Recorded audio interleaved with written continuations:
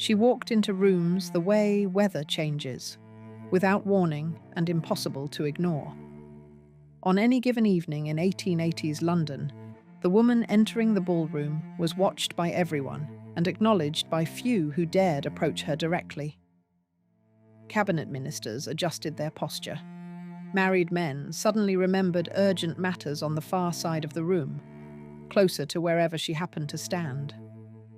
Her name was Jennie Churchill, and nothing about her was simple. She had been born in Brooklyn to a father who made and lost fortunes on Wall Street, the way other men changed shirts. Her mother had fled to Paris to escape his scandals.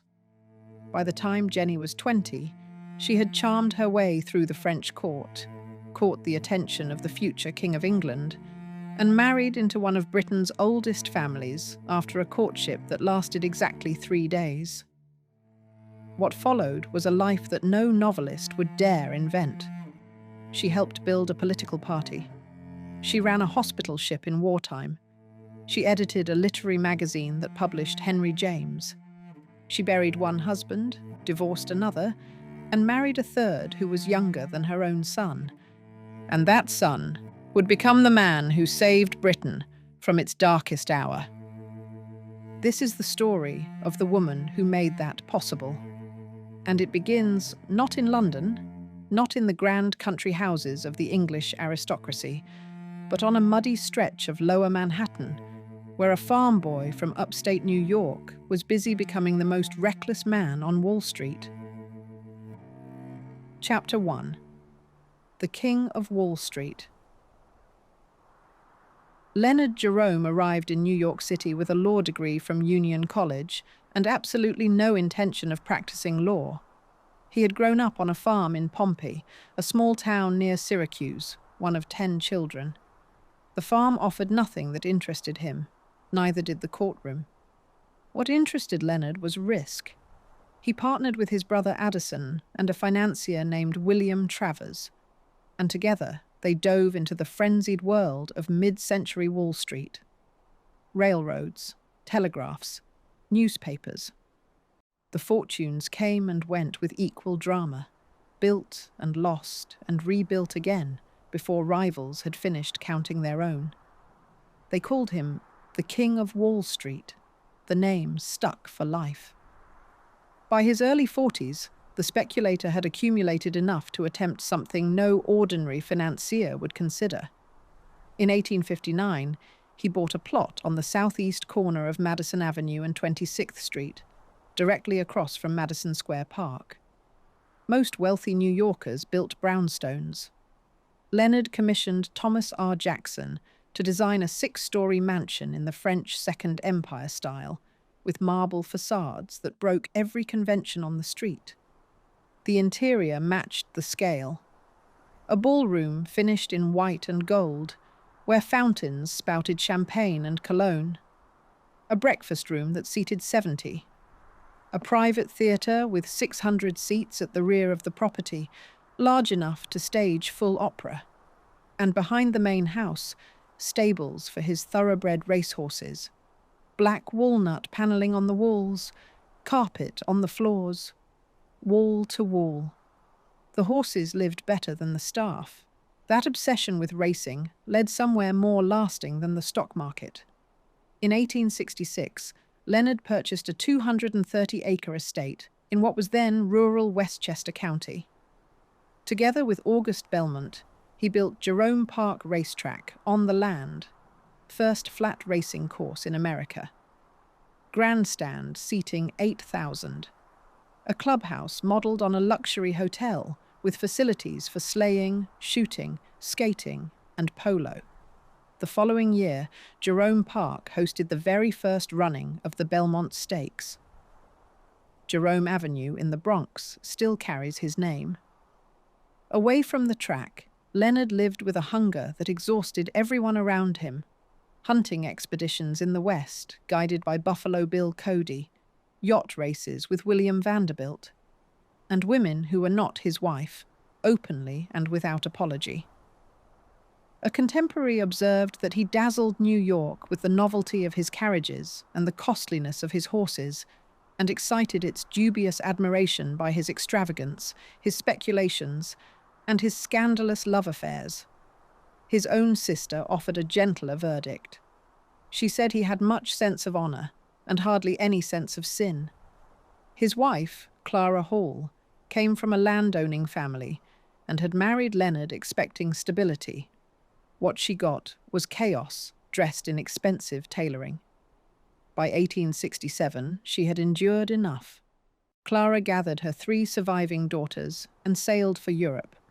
The eldest was Clarita, the youngest was Leonie, and the middle daughter, 13 years old, dark-haired and already restless, was Jeanette. Everyone called her Jennie. Clara settled them in Paris, as far from Manhattan as the Atlantic would allow.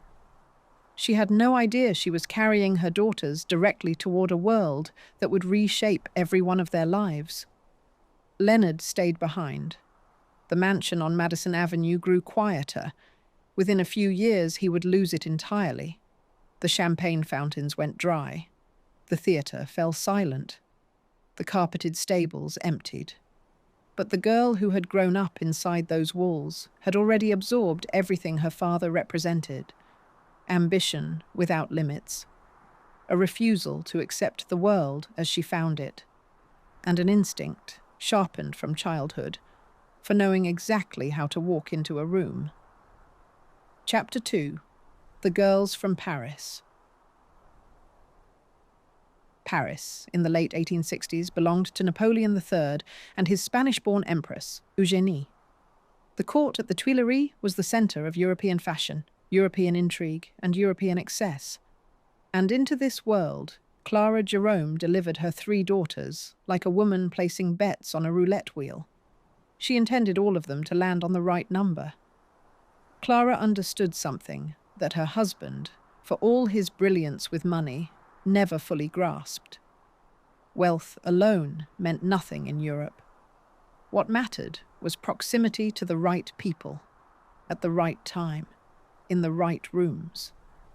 And Paris in the 1860s had the best rooms on the continent. The strategy worked almost immediately.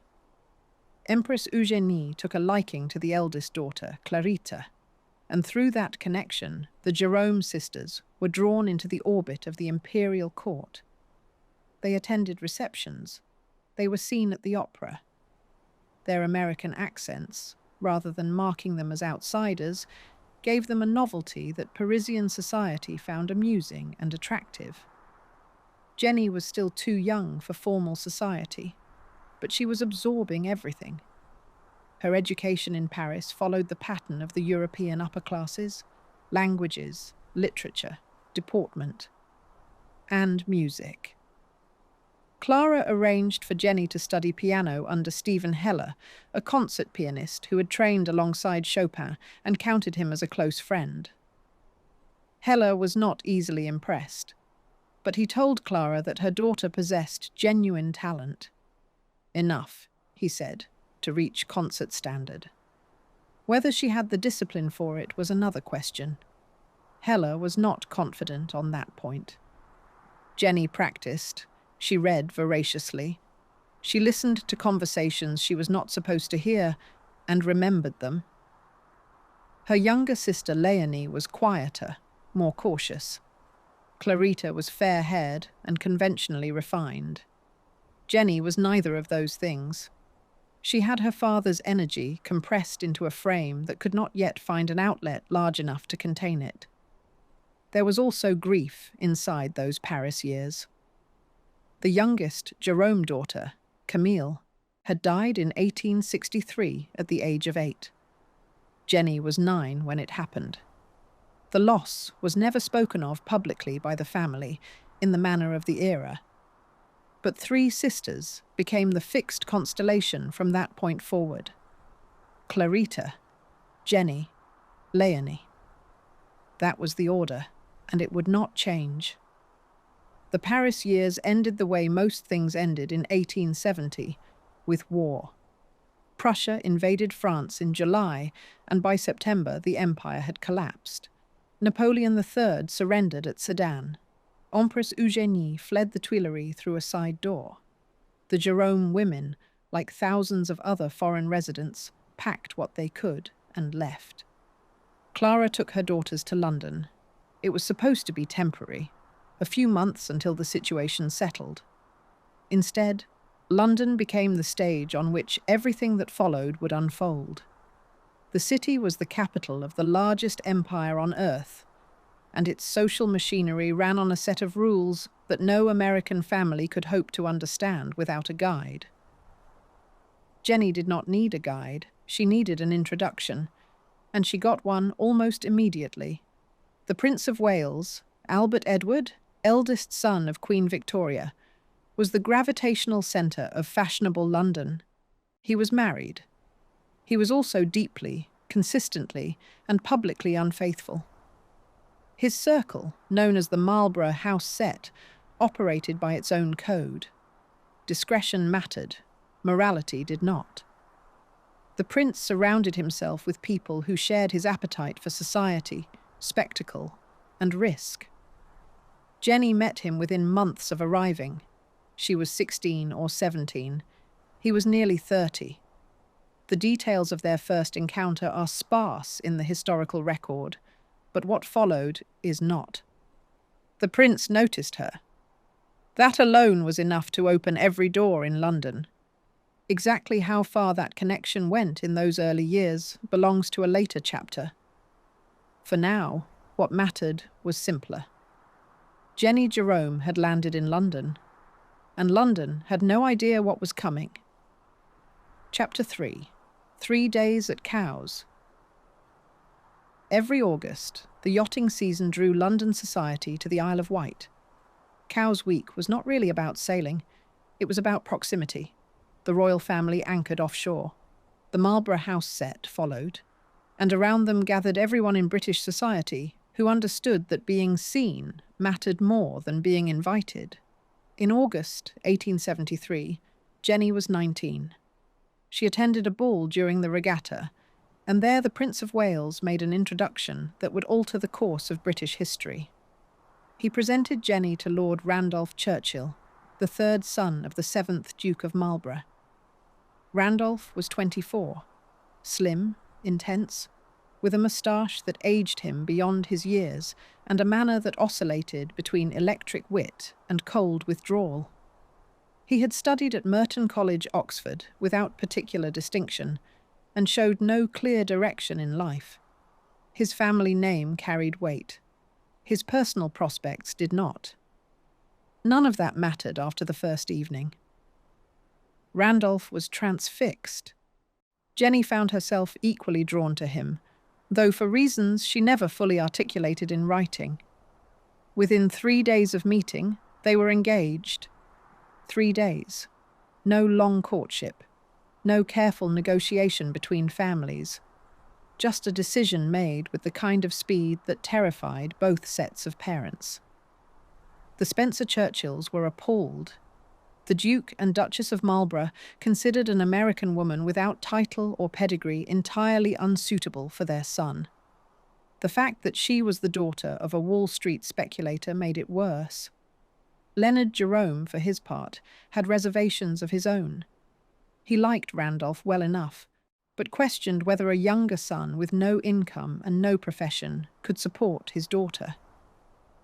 The months that followed were not a romance.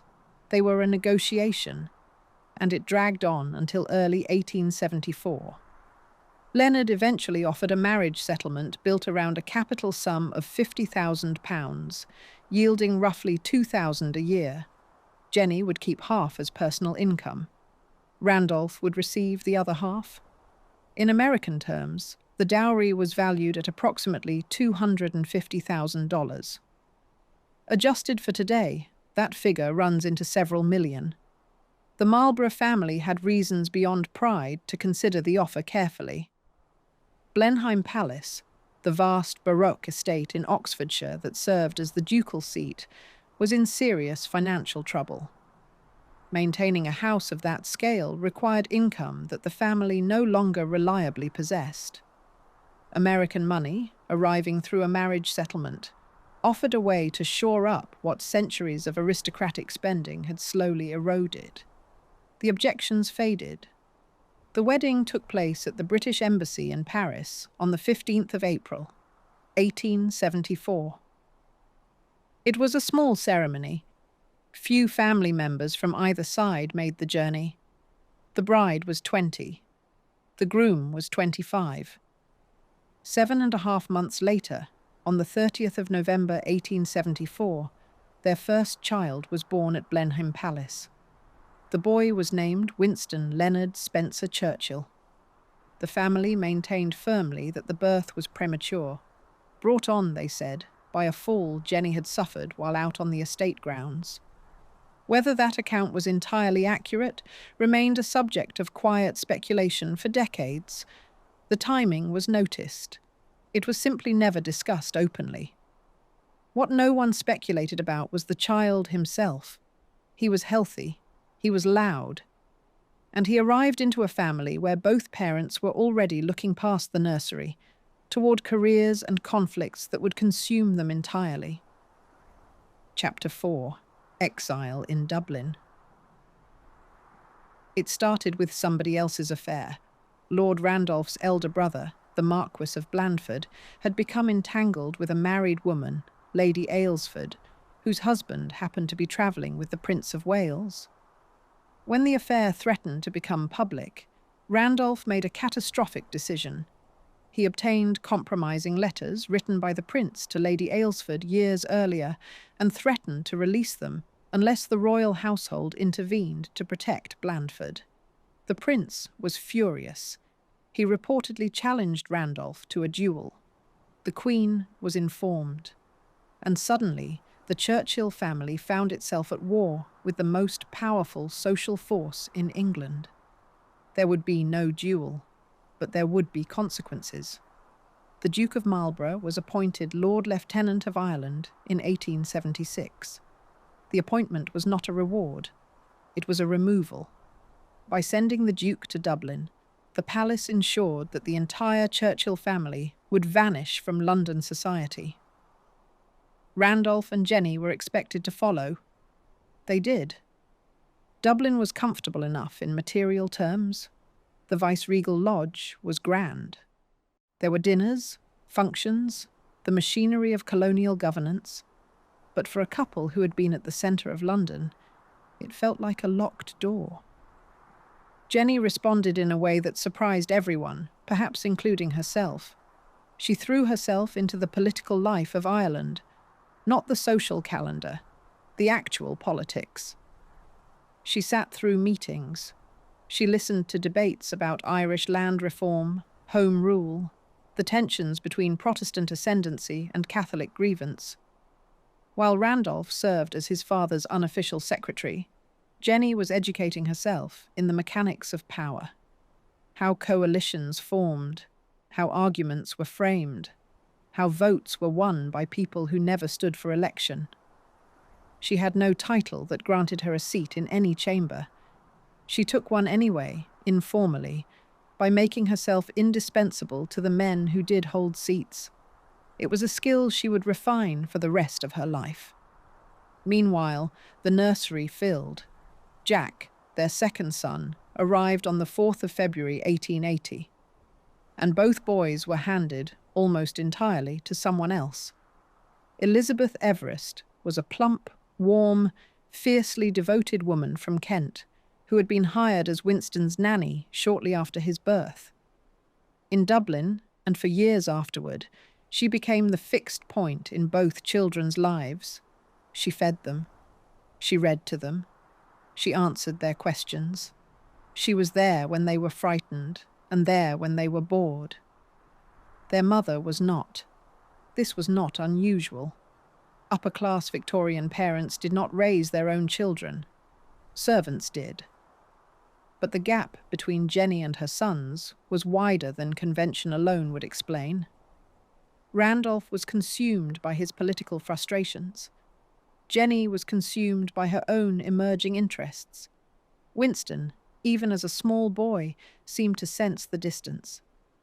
He adored his mother, with an intensity that was almost painful. precisely because she was rarely available to receive it. That dynamic, worship from afar, love expressed through letters rather than presence, would define their relationship for the next 2 decades, and it would eventually become its own kind of power. But in Dublin, in the late 1870s, it simply meant that 2 small boys knew their nanny's face far better than their mother's. And Jennie, for all the political instincts she was sharpening in drawing rooms and dining halls across the city, had not yet found the arena large enough to use them. That was about to change. In 1880, the Churchills were finally permitted to return to London. The exile was over, and Jennie arrived back in England as a very different woman from the one who had left. Chapter 5. The Political Machine. The tandem came first, before the speeches, before the committee rooms, before any of it. A horse-drawn carriage decorated in chocolate and pink ribbons, Lord Randolph's racing colours, rolling through the lanes of Woodstock, Oxfordshire, and driving it, alone, was Jennie Churchill. She had no vote. She had no seat. She was not even, in any formal sense, part of the campaign. But Randolph was standing for re-election, and Jennie had decided that she would win it for him. Doors were opened with a directness that voters in that sleepy constituency had never experienced from a political wife. The writer, Henry James, watching from a safe distance, sent her a letter joking that Parliament would need a new anti-corruption law to regulate the effect of her smile and the wave of her handkerchief. Jennie wrote afterward that she felt she had surpassed the fondest hopes of the suffragettes and considered herself duly elected. Woodstock was not the beginning. That had come years earlier in the cramped enclosure of the Ladies' Gallery at the House of Commons, where women were permitted to observe but never participate. Jennie went regularly after the family's return from Dublin in 1880. While Randolph built his reputation through the Fourth Party, a loose alliance with Arthur Balfour, John Gorst, and Sir Henry Drummond Wolfe designed to provoke their own Conservative leadership, Jennie studied the chamber from above. Which arguments shifted votes, which alliances held under pressure, which men could be persuaded over dinner, and which required something sharper. Their home in London became the engine room. Policy was debated between courses, favours were catalogued, and Jennie, who held no rank in any party structure, became the person Randolph trusted most to tell him what was actually happening on the floor below. In 1883, the Primrose League was founded to extend Conservative support into the working and middle classes. The name came from Disraeli's favourite flower. Within a few years, enrolment had reached nearly 2 million. Jennie held member number 12 on the rolls, and the ranking reflected reality. She built local branches. She addressed meetings, initially terrified, hiding her notes behind a fan when she spoke alongside Arthur Balfour in Manchester. But the nerves burned off quickly. What replaced them was something closer to instinct. The League became, in her hands, something its creators had not quite intended. Female members, called dames, ran canvassing operations and managed events across the country. For the first time, women participated in British electoral politics without casting a single ballot. Jennie was the template. By 1886, Randolph had risen to Chancellor of the Exchequer and leader of the House of Commons. He was 37. Commentators compared him to Disraeli. Behind that climb, visible to anyone who paid attention, was Jennie, hosting, organising, connecting the private rooms where deals were made to the public chambers where they were ratified. A Prime Minister's wife reportedly observed that Jennie could have governed the world. No one who knew her disagreed. Chapter 6. The Resignation That Destroyed Everything. The letter was written in December 1886. Lord Randolph Churchill informed Prime Minister Lord Salisbury that he intended to resign. The dispute concerned military spending. Randolph had proposed cuts to the Army and Navy budgets. The Secretary of State for War and the First Lord of the Admiralty refused. Randolph expected Salisbury to side with him. The Chancellor, after all, controlled the purse.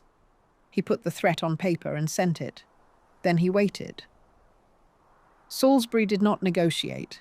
He did not ask Randolph to reconsider. He accepted the resignation the following morning, calmly and without hesitation. The speed of it stunned Westminster. Randolph had gambled his entire career on the assumption that he was too valuable to lose. Salisbury proved that no one was. Jennie learned what had happened the way most of the capital did. She opened the Times at breakfast and read it in print. Her husband had not told her, had not warned her, had not consulted her on the single most consequential decision of their shared life. Years later, the wound was still visible in her writing. The woman who had managed his campaigns, assembled his networks, and sat in the gallery studying every shift in parliamentary opinion had been cut out of the decision entirely. She kept the Chancellor's robes. When asked why, she said she was saving them. For Winston. The resignation destroyed more than a career. It exposed what could no longer be ignored. The precise nature of Randolph's condition was discussed by contemporaries and has been argued over by historians since. The prevailing account, supported by multiple biographers and rooted in statements from those close to the family, is that he had contracted syphilis as a young man. By the mid-1880s, the disease had begun to affect his behavior. He grew volatile. His speeches, once precise and devastating, became erratic. He lost the ability to read situations that would previously have been effortless for him. The resignation itself, a miscalculation so total that it baffled even his opponents, may have been an early symptom of cognitive decline rather than a simple act of arrogance. None of this was spoken about directly. Syphilis in the Victorian era was not merely a medical condition. It was a verdict. To acknowledge it would have ended not just Randolph's public life, but the family's social standing beyond repair. Jennie knew. The doctors knew. The household staff almost certainly knew. And everyone maintained the silence that the era demanded. Randolph remained in Parliament, but carried no weight. His interventions were tolerated rather than welcomed. The man who had been compared to Disraeli 18 months earlier was now a figure of quiet sympathy. And Jennie, who had spent a decade shaping the framework around his career, found herself standing in the wreckage. She did not break. But she understood, by the end of that year, that the partnership which had defined her adult life was over. All that was left was a husband whose mind was failing, 2 young sons who needed direction, and no answer to the question of what came next. The Chancellor's robes stayed in the wardrobe. She would not forget who they were for. Chapter 7. The Secret Life of Lady Randolph. Victorian society ran on a contract that was never written down but universally understood. A woman of rank could take lovers, provided 3 conditions were met. The affair must never be publicly confirmed. The woman's husband must not be humiliated in ways that forced him to act. And above all, no child could arrive whose parentage might be questioned. Within those boundaries, discretion was the only currency that mattered.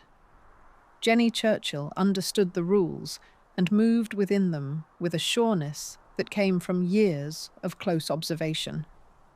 The Prince of Wales had been her entry point into the innermost circles of the capital. Their affair, which had begun in the early 1870s, was widely known among the people who mattered and carefully ignored by everyone else. It lasted, in its most intense form, roughly 2 years. But the friendship endured for the rest of his life. When Albert Edward was crowned King Edward VII in 1902, 3 of his former mistresses were seated in a specially designated box at Westminster Abbey. Jennie was one of them. So were Lily Langtry and Sarah Bernhardt. The press called the box the King's Loose Box, borrowing a term from horse racing. No one pretended not to understand. But the prince was never the centre of Jennie's emotional life. That position belonged to Count Charles Kinsky, an Austrian diplomat and steeplechase rider who appeared in the 1880s. Kinsky was 4 years younger, dashing by every account, and deeply in love with her. She returned the feeling with an intensity that few of her other relationships matched. Their affair continued for years, conducted through letters, stolen weekends, and the elaborate choreography of country house visits. When Kinsky eventually married another woman, she was reported to have been devastated. Several biographers consider him the great love of her life. Others were part of her private world, with varying degrees of seriousness. Herbert von Bismarck, son of the German Chancellor, was among them. So was King Milan I of Serbia. The number of her lovers became, over the decades, a subject of competitive exaggeration. One often cited figure places the count at 200. Churchill's biographer Roy Jenkins observed that this was a suspiciously round number. What is documented is that Jennie conducted her private life with a selectiveness and self-possession that her contemporaries found either admirable or threatening, depending on their own standing. Queen Alexandra knew about her husband's relationship with Jennie. She also, by every credible account, genuinely enjoyed her company. The 2 women attended the same events and maintained a warmth that baffled outsiders. Alexandra's acceptance may have reflected resignation, or it may have reflected something rarer, a recognition that Jennie was simply too interesting to exclude. Then there was the tattoo, a small snake coiled around her left wrist. In an era when respectable women did not mark their skin, the image became part of her legend. Whether it was genuine has never been conclusively established, but it captured something about her that admirer Lord Davenant put into words when he said there was more of the panther than of the woman in her look. The Sargent portrait, painted during these years, became the definitive image. John Singer Sargent rendered her in profile, composed and alert, with the kind of gaze that suggests the subject knows more than the painter. It served as the frontispiece of her memoirs in 1908. Every reproduction since has carried the same impression: a woman entirely aware of her effect and entirely unapologetic about it. In 1897, Lady Randolph attended the Devonshire House costume ball dressed as the Empress Theodora, wife of the Byzantine Emperor Justinian. The photograph from that evening shows her in elaborate robes and a jewelled headdress. Theodora had risen from the lowest social origins to become the most powerful woman in the Roman world. The choice of costume was one that required no explanation. Chapter 8. The Slow Death of Lord Randolph. By 1892, Randolph Churchill could no longer hide what was happening to him. His hands trembled. His speech, once rapid and controlled, slurred without warning. He would lose the thread of a conversation mid-sentence, stare at nothing, then resume as if nothing had happened.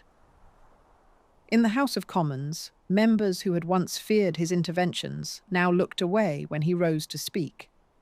The disease moved through him with the patience of something that already knew how it would end.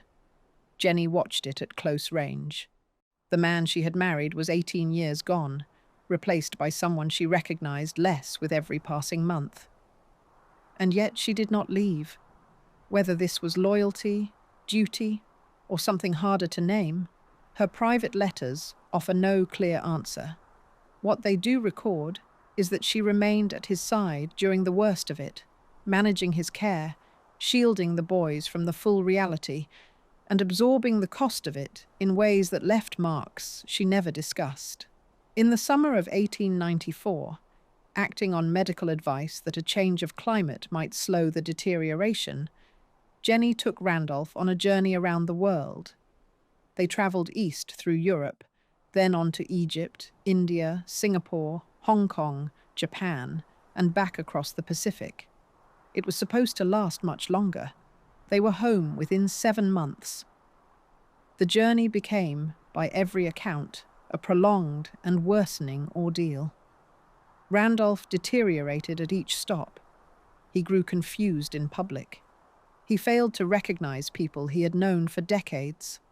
In Burma, by one account, he was unable to complete a dinner engagement and had to be escorted back to their quarters. The doctor traveling with them sent coded dispatches back to the capital describing a situation that was beyond recovery. Jennie managed every aspect of the trip, schedules, staff, correspondence, while ensuring that the press did not learn the extent of her husband's condition. They returned to England in late December 1894. Randolph was taken to his mother's house in Grosvenor Square. He no longer knew where he was. He died on the 24th of January 1895. He was 45 years old. The burial took place at the churchyard of St. Martin's in Blaydon, a quiet village within sight of Blenheim, where generations of Churchills had been laid to rest. Winston, 20 years old and a newly commissioned officer, stood at the graveside. He later wrote that the loss felt not merely personal, but final. The closing of a door on everything his father might have become.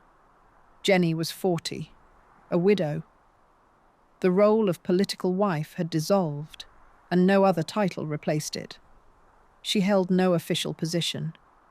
Randolph's debts were larger than anyone outside the family had suspected, and the income from her marriage settlement, negotiated 2 decades earlier in the offices of her father's lawyers, stretched thin against the reality of 2 sons, a London household, and a social position that demanded maintenance.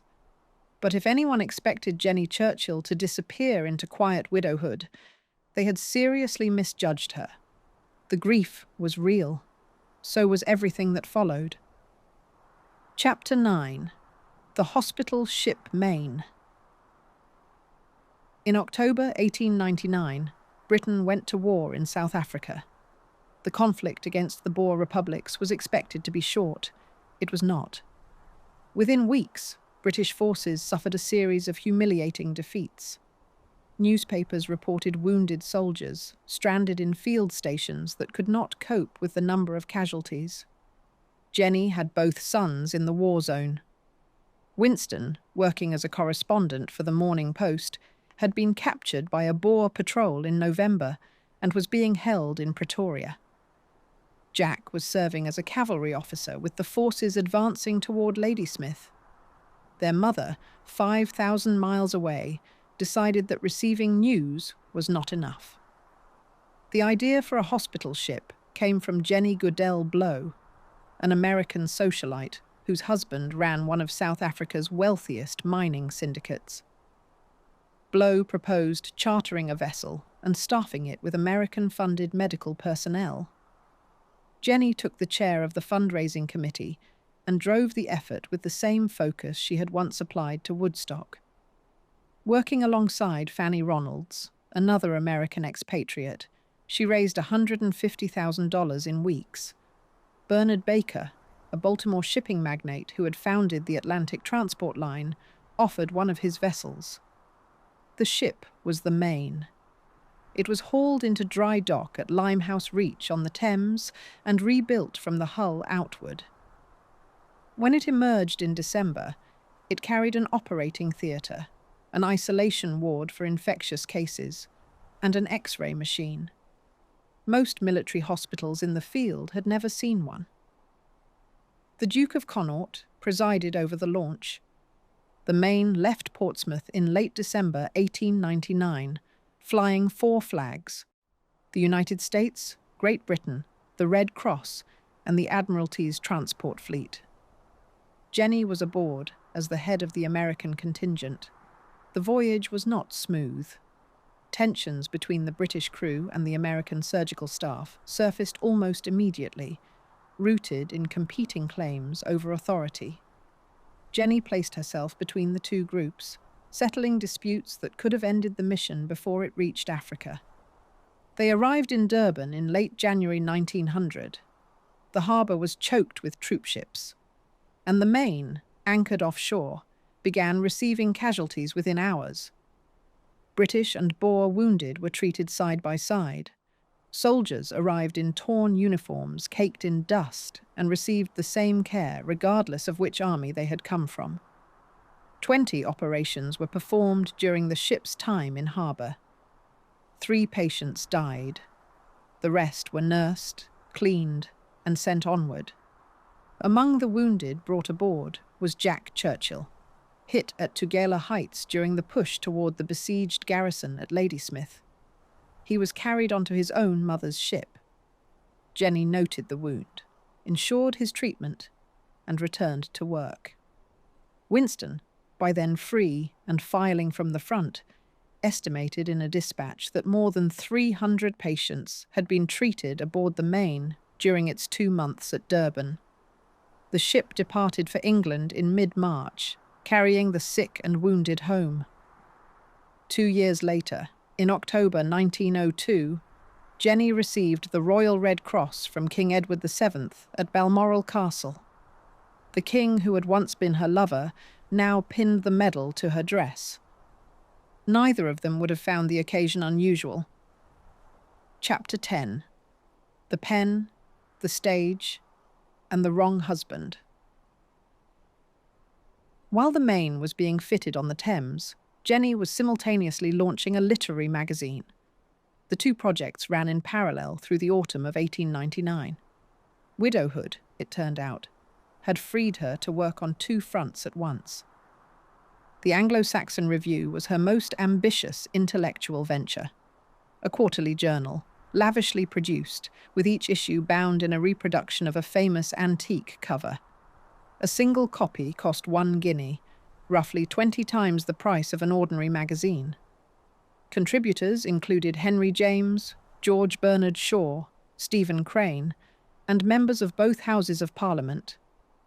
Winston served as an unofficial advisor, reading proofs, suggesting names, and arguing about the title. He had disliked it from the start. The name, he told his mother, meant nothing and bore no relation to the ideas or purposes of the magazine. Jennie kept it anyway. 10 issues appeared between June 1899 and September 1901. The writing was strong, the production was extraordinary, and almost no one bought it. At a guinea a copy, the audience that could afford it did not need it, and the audience that wanted it could not afford it. The journal folded after 2 years. Jennie also wrote. Her memoirs, published in 1908 as the reminiscences of Lady Randolph Churchill, told readers precisely what she wanted them to know, and nothing more. Then she tried the theatre. His Borrowed Plumes opened at the Globe in 1909 with Mrs. Patrick Campbell in the leading role. Campbell was among the finest actresses of her generation. The script was not among the finest plays. It closed within weeks. Campbell, however, did not leave Jennie's life when the curtain came down. She left with Jennie's husband. George Cornwallis West had entered the picture at a weekend gathering hosted by Daisy Warwick in the summer of 1898. He was a captain in the Scots Guards, tall, easy in manner, with the kind of confidence that comes from never having had to prove anything. He was also 20 years younger than Jennie. None of that deterred either of them. George was immediately taken with her, and Jennie, still carrying the weight of Randolph's final years, found something in his open, unguarded attention that she needed. They married on the 28th of July, 1900, at St. Paul's Church in Knightsbridge. George called her Pussycat. She called him her George. He meant it. So did she. But the marriage rested on a fault that affection could not fix. George had no money and very little ability to make it. He tried the city. He tried again. Each attempt ended the same way.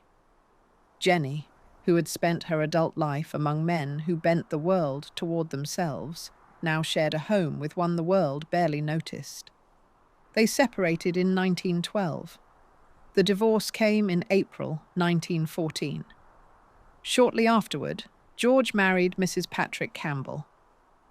Jennie responded by resuming, through deed poll, the name Lady Randolph Churchill.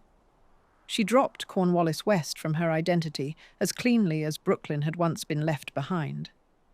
If the double loss wounded her, she left no record of it. There was no public grievance, no bitter memoir. She simply carried on. Chapter 11. The Evening Star. Winston once wrote that his mother shone for him like the evening star. He loved her dearly, he said, but at a distance. The phrase, from his memoir, captures both the warmth and the gap. She had always been vivid to him, present in effect, if not in person, but slightly out of reach. Their adult relationship reversed the usual pattern of parent and child. It was Jennie who wrote to editors on Winston's behalf, Jennie who lobbied ministers to secure his early postings, and Jennie who opened drawing rooms that a young officer with no money and a famous surname could not have entered alone. When Winston stood for Parliament for the first time in Oldham in 1899, it was his mother who had helped lay the ground. When he crossed the floor from the Conservatives to the Liberals in 1904, she did not flinch. She had lived through worse reversals. By 1908, Winston had risen to President of the Board of Trade and married Clementine Hosier. Jennie approved. Clementine was calm, careful with money, and entirely unlike her mother-in-law. The two women respected each other without pretending to be alike. As First Lord of the Admiralty, Winston oversaw the naval expansion that prepared Britain for war. When that war came in August 1914, he was at the centre of it. And when the Gallipoli landings failed in 1915, killing thousands and destroying his reputation, it was Jennie who refused to treat him as finished. Winston resigned from the cabinet, took a commission, and went to the Western Front. His mother, 60 years old, wrote him letters that were neither sentimental nor careful. She told him to hold steady.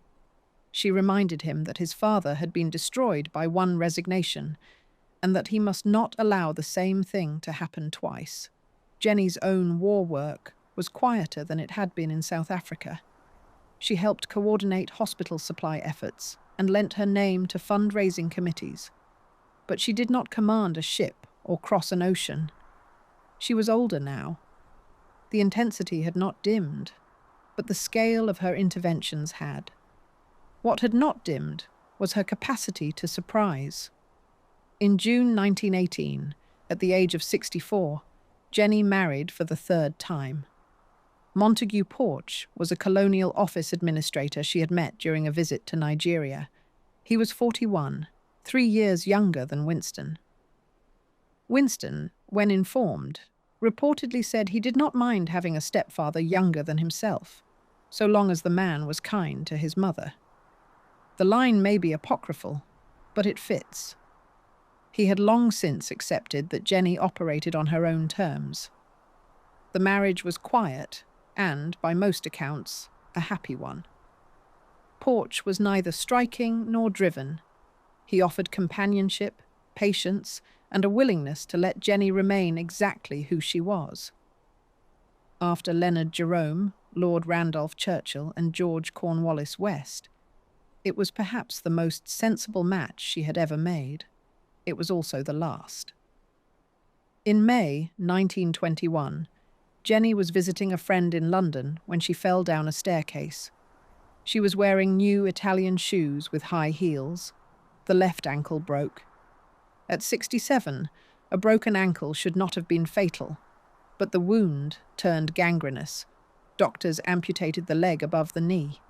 For 2 weeks, she seemed to recover, Then, on the morning of the 29th of June, a blood vessel in the remaining stump hemorrhaged. She died within hours. Montague Porch was at her side. She was 67 years old. She had outlived Lord Randolph by 26 years and outlived the prince who had once loved her. She had arrived in England as a girl from Brooklyn with a piano education and a Wall Street father. She left it as the mother of a future prime minister, one she had raised largely by correspondence.